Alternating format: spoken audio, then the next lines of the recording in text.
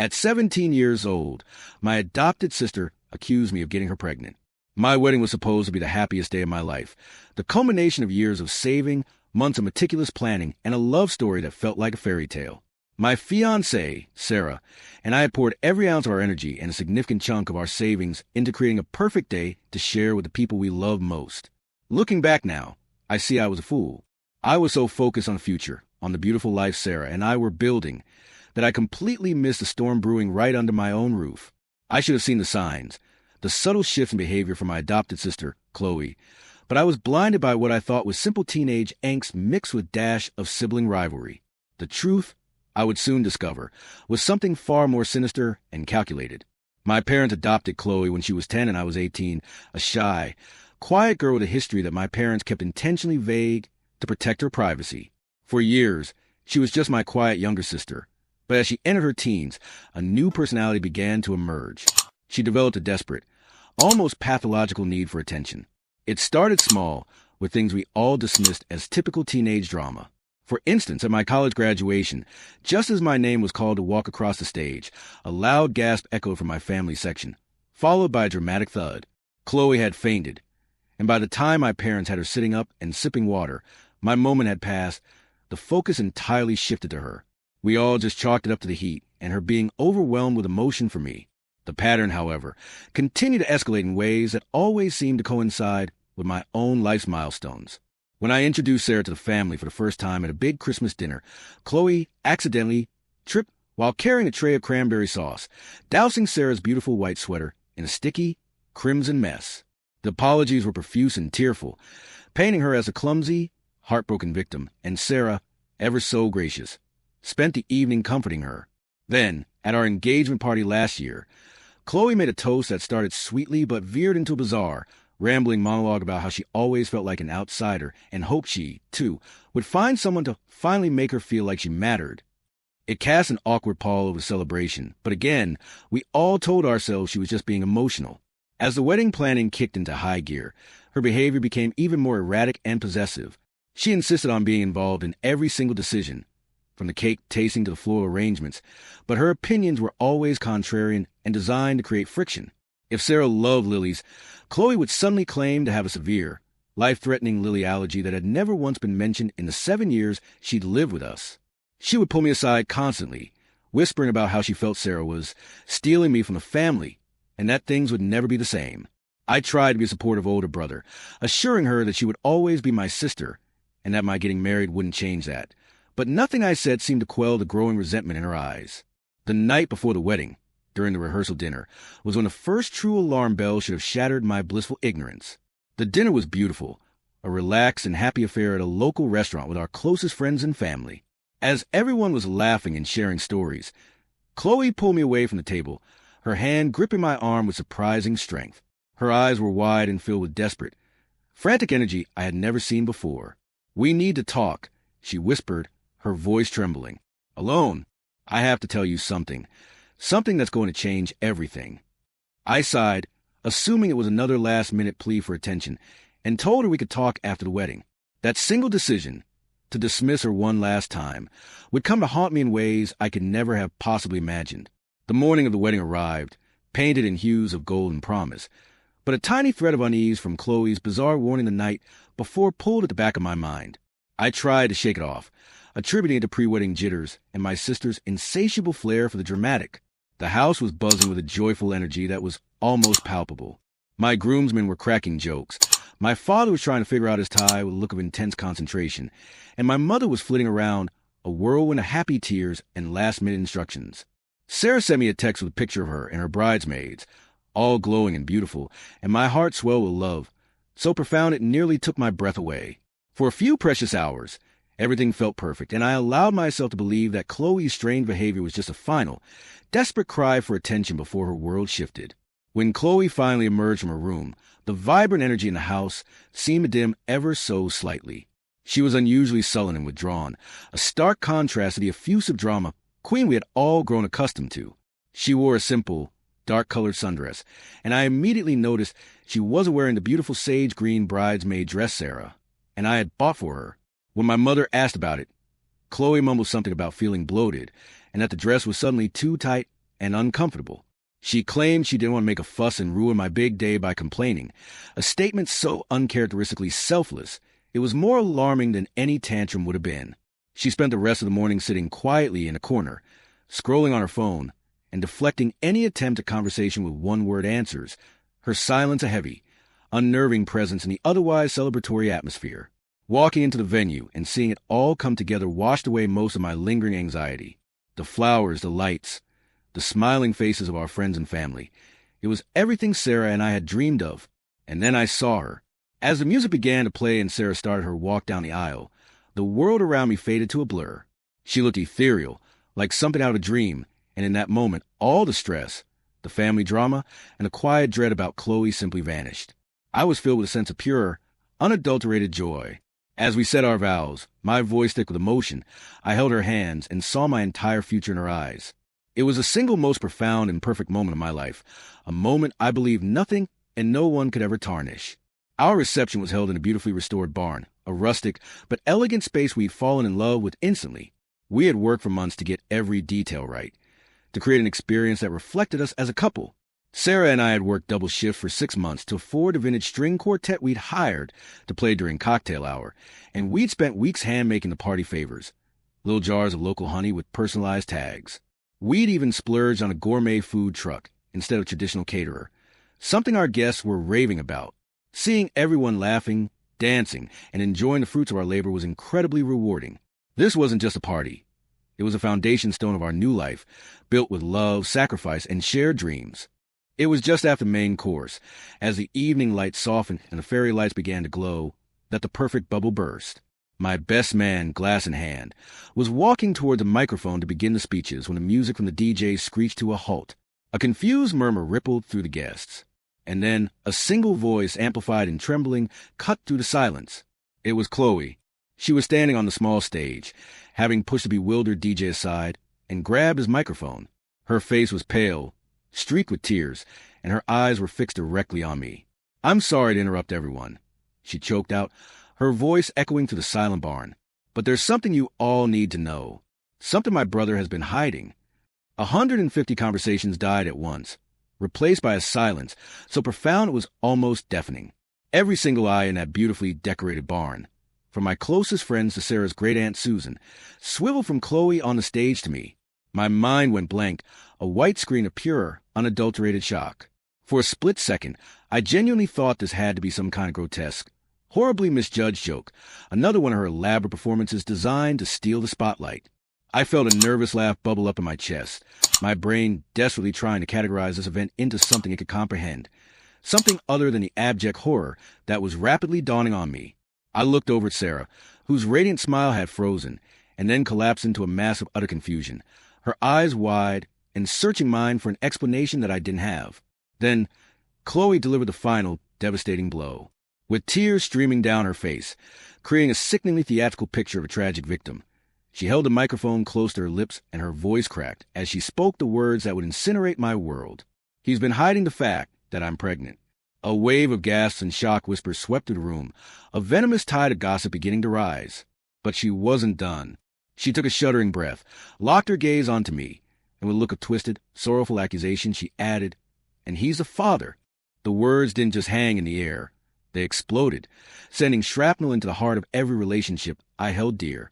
The world tilted on its axis, and the joyous celebration we had spent a year building was instantly transformed into a grotesque public trial where I was the sole defendant. The immediate aftermath was pure, unadulterated chaos. The string quartet, who had been on a break, stood by their instruments with their mouths agape. Guests were openly staring, pointing, and whispering to each other, their faces a mixture of morbid curiosity and disgust. My father, a man I had never seen lose his composure, shot up from his chair with a look of thunderous rage, his face turning a dark, alarming shade of red. My mother let out a small, strangled sob and buried her face in her hands. Sarah, my beautiful, perfect bride, simply stood there, rooted to the spot beside me, her hand still loosely linked with mine, but feeling a million miles away. She looked at me, then at Chloe, then back at me, her expression a heartbreaking kaleidoscope of disbelief, hurt, and a flicker of a question that I never, ever wanted to see in her eyes. I finally found my feet, a primal roar of denial clawing its way up my throat. "What? Chloe, What are you talking about? That's insane. That is a lie. My voice was hoarse, cracking with a mixture of fury and panic. I started moving toward the stage, my only coherent thought being to get the microphone out of her hand and end this nightmare. But my best man grabbed my arm, holding me back. Don't, he hissed. Don't make a scene. But the scene had already been made. Chloe saw my reaction and seemed to feed on it, her sobs growing louder and more convincing. He's trying to deny it, she cried into the mic. He told me he loved me. He said we would figure it all out after the wedding, that he wouldn't abandon me and our baby, but he's a liar. My mother, finally snapping out her stupor, rushed towards the stage, her arms outstretched as if to shield the audience from her daughter's toxic performance. Chloe, sweetheart, get down from there, she pleaded, her voice trembling. Let's go talk about this in private. You're not well. This only added fuel to the fire, painting Chloe as a hysterical, unstable girl being silenced, which to many onlookers only made her story seem more credible. The DJ, looking terrified, finally had the sense to cut the power to the microphone, but it was too late. The damage was done. The accusation had been made. The poison had been released into the air, and my perfect wedding day was now the scene of crime, with my reputation, my marriage, and my family as the casualties. In the ringing silence that followed, the destruction was absolute. Our perfect wedding, the one we had poured our hearts and life savings into, died right there on the dance floor. It was a slow, agonizing death. People started leaving, not in a rush, but in a quiet, awkward procession of averted eyes and whispered apologies. They wouldn't look at me. They'd give a pitying glance to Sarah, a sympathetic pat on my mother's arm, and then scurry out into the night, eager to escape the toxic fallout. My wife of less than 2 hours stood beside me, her hand having slipped from mine. Her face was a blank canvas of shock, and I knew that behind her eyes, a war was being waged. I turned to her, grabbing her hands, my voice desperate. Sarah, you have to know this is a lie. A sick, twisted lie. I would never, ever do that. You know me. She just stared at me, her lips parted slightly, and whispered a single, devastating word. Why? My parents finally managed to get Chloe off the stage and hustled her into a small office adjacent to the main hall, away from the prying eyes of the few remaining guests. My father was a man possessed, his face purple with rage I had only seen a handful of times in my life, while my mother was desperately trying to keep the peace, her mantra constant, trembling. Not here, not now. We will sort this out at home. I followed them into the room, the door clicking shut behind me, sealing the four of us in a pressure cooker of accusation and betrayal. The fury I felt was so potent, so pure, it was like a physical force.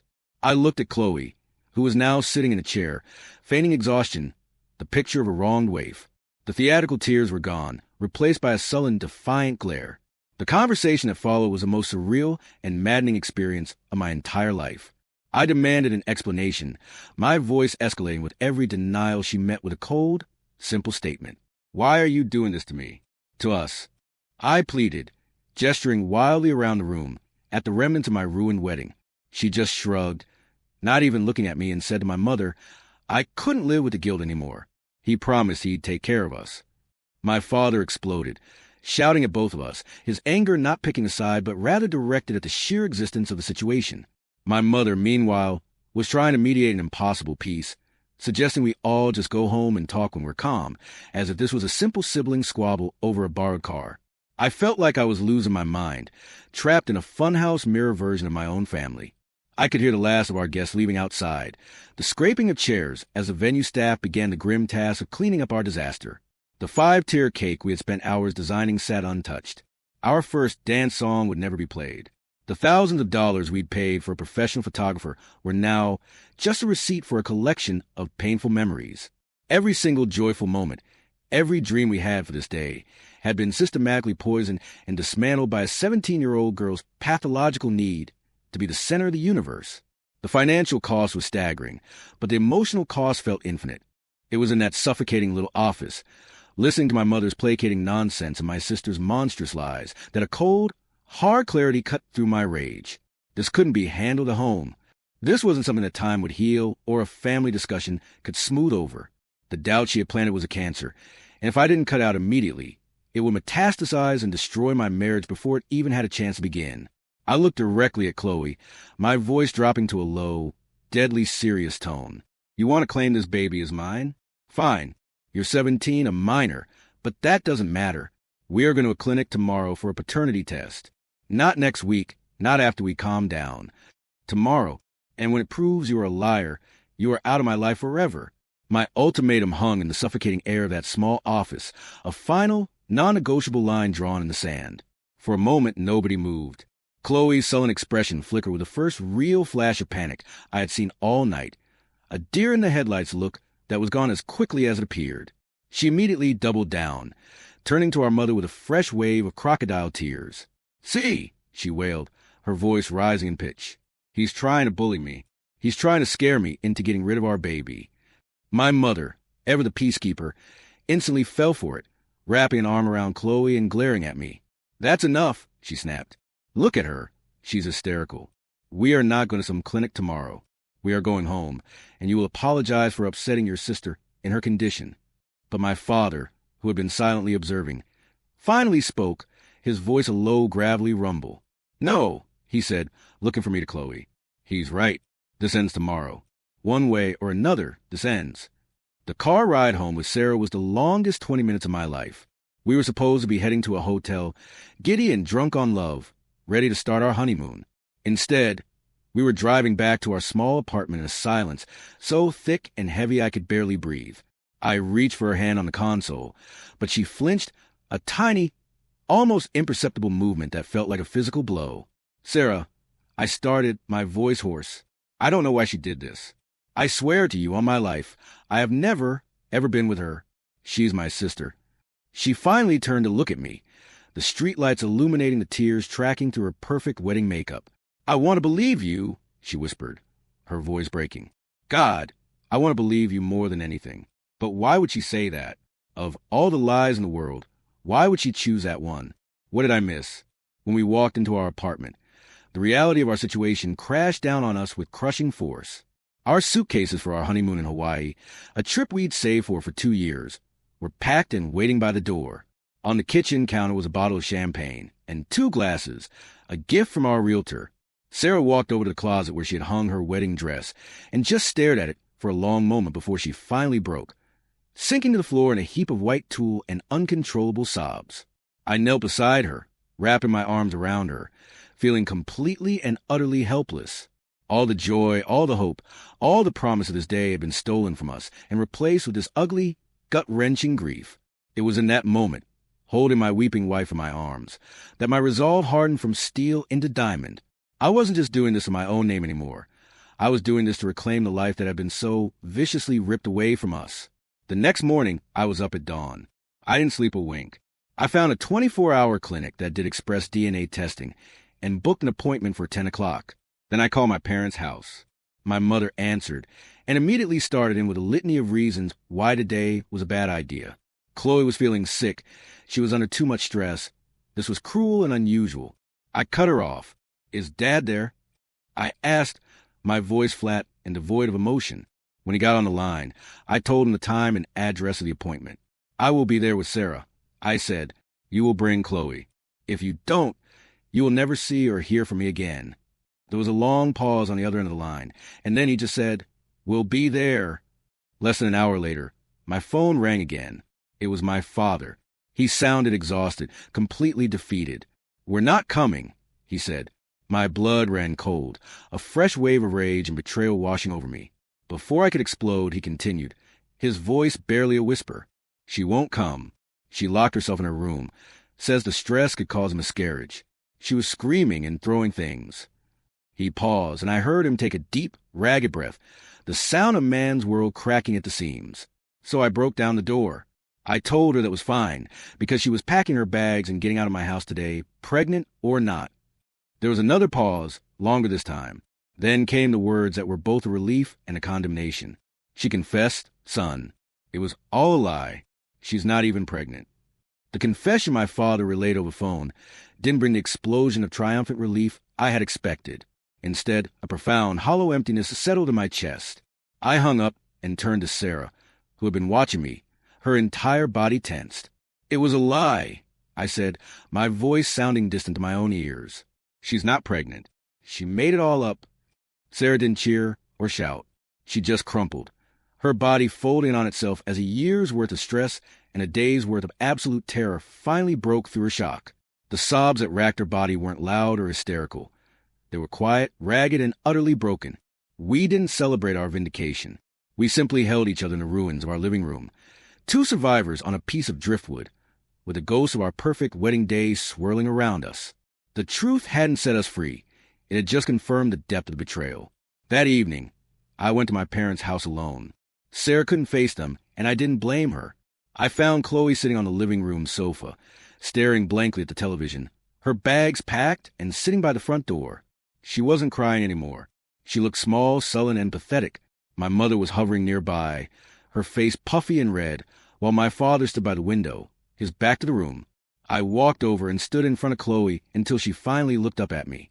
There was only one question I needed an answer to. Why?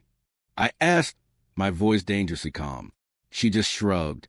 I don't know, she mumbled. I saw you so happy with Sarah, and it felt like you were leaving me. I thought if I made you need me, if I made things messy, you wouldn't be able to go. It was the most selfish, twisted, and pathetic reasoning I had ever heard.